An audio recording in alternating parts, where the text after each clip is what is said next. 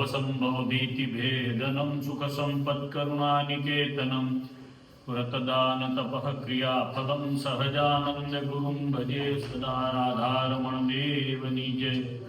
આજે સાપર નવા શ્રી સ્વામિનારાયણ મંદિરની મૂર્તિ પ્રતિષ્ઠાનો પ્રોગ્રામ આવતીકાલથી શરૂ થઈ રહ્યો છે। અમરેલી જિલ્લાનું બગસરા તાલુકાનું આ ગામ સ્વામિનારાયણ ભગવાનની કૃપાથી પૂજ્ય શાસ્ત્રીજી ચંદ્રપ્રકાશ દાસજી મવડીવાળાએ નવું મંદિર બનાવ્યું। ભગવાનનું મંદિર, રાધારમણ દેવના તાબાનું મંદિર, સ્વામિનારાયણ સંપ્રદાયની પરંપરા મુજબ ગુણાતીતાનંદ સ્વામી જુનાગઢ દેશમાં જે ખૂબ મહેનત કરી અને સત્સંગનો દ્રઢ સર્વોપરી નિષ્ઠાનો પાયો નાખ્યો, એમના શિષ્યોમાં માધવચરણદાસજી, કૃષ્ણચરણદાસજી વગેરે સંતોની પરંપરામાં પૂજ્ય શાસ્ત્રી ભક્તિવલ્લભદાસજી હતા, એમના શિષ્ય કોઠારી સ્વામી હરિકૃષ્ણદાસજી વગેરે। ચંદ્રપ્રકાશ સ્વામી વિદ્વાન છે, ભણેલા છે, અને એમના જીવનમાં એમણે આ દિવ્ય મંદિર સાપર ગામને બનાવીને અર્પણ કર્યું છે। ભગવાન સ્વામિનારાયણે મંદિરોની પરંપરા ઉપાસના જીવને દ્રઢ થાય હેતુથી કરી છે। જેના જીવમાં ભગવાનની ઉપાસના દ્રઢ છે એ કલ્યાણનો અધિકારી છે।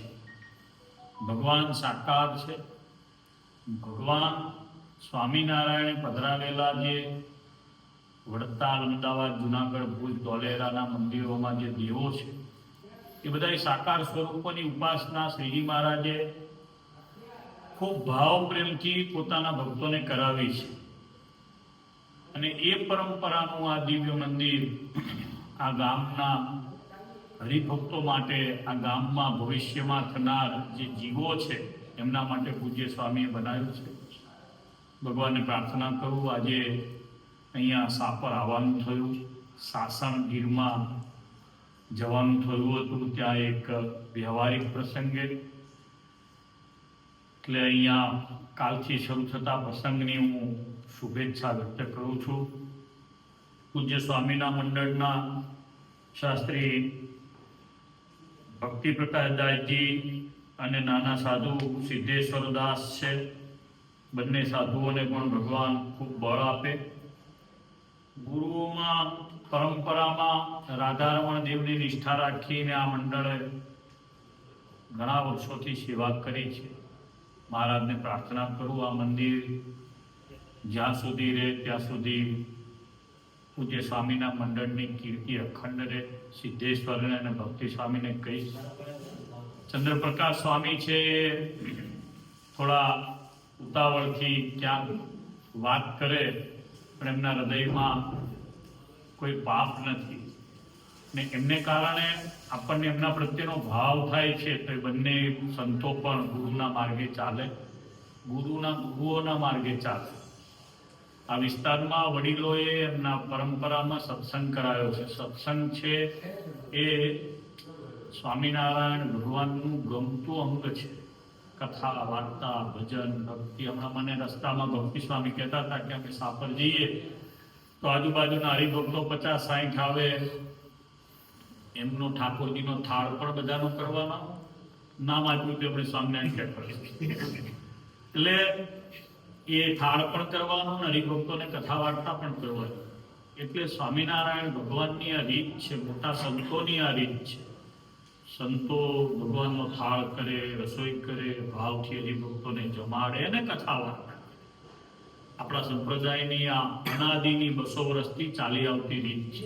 મહારાજને પ્રાર્થના કરું, સિદ્ધેશ્વર બહુ સારો સાધુ છે, યજ્ઞ પ્રેમી છે, કથા પ્રેમી છે, ગુરુને પ્રેમ કરે છે। ભક્તિ સ્વામી પણ ગુરુ વિશે અનન્ય ભાવના પણ રાખે છે। ગુરુને જેણે સેવ્યા એ હંમેશા મહાન બને છે।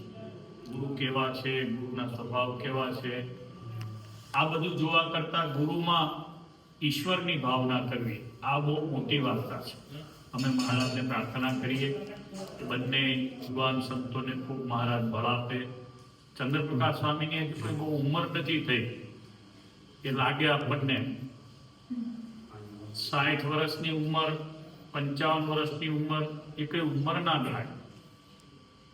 અમેરિકામાં 40 વર્ષે 45 વર્ષે તો મેરેજ થતા હોય છે. એટલે સંતોની ઉંમર ક્યારેય પણ થતી નથી હોતી.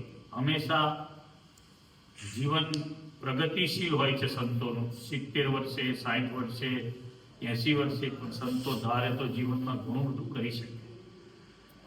સ્વામી મહાપુરુષદાસજી એમના જીવનમાં 46 મંદિરો બનાવ્યા હતા. તો આપણે 6 મંદિર, 12 મંદિર, 20 મંદિર, 25 મંદિર, 50 મંદિર તો આપણે કરી જ શકીએ. મહારાજને પ્રાર્થના કરું પૂજ્ય ચંદ્રપ્રકાશ સ્વામીનું સ્વાસ્થ્ય કાયમ સારું રાખે, રાધારમણ દેવની કાયમ સેવા કરે. મંદિર જે બનાવે છે એનાથી જ ભગવાન રાજી થાય છે. તો કાયમ મંદિર બનાવ્યા કરે. મંદિરોથી એમની કીર્તિ બહુ જ મોટી થશે, કારણ કે સ્વામિનારાયણ ભગવાનને જે ગમે છે એ કરી રહ્યા છે. મહારાજને પ્રાર્થના કરું એમનું સ્વાસ્થ્ય સારું રહે, અને હૃદયથી પ્રાર્થના કરું લક્ષ્મીનારાયણજીને જે સંકલ્પો મંદિર વિશેના કરે, એ જે સંકલ્પો મંદિર વિશેના કરે એ બધા જ સંકલ્પો મહારાજ ગોપાળાનંદ સ્વામી, ગુણાતીતાનંદ સ્વામી એમના પૂરા કરે. સિદ્ધેશ્વર મહાદેવ એમના સંકલ્પો પૂરા કરે એટલી પ્રાર્થના કરી અને આજે સાપર ગામના બધા હરિભક્તોને ધન્યવાદ આપીને વિરમું છું. સ્વામિનારાયણ ભગવાન.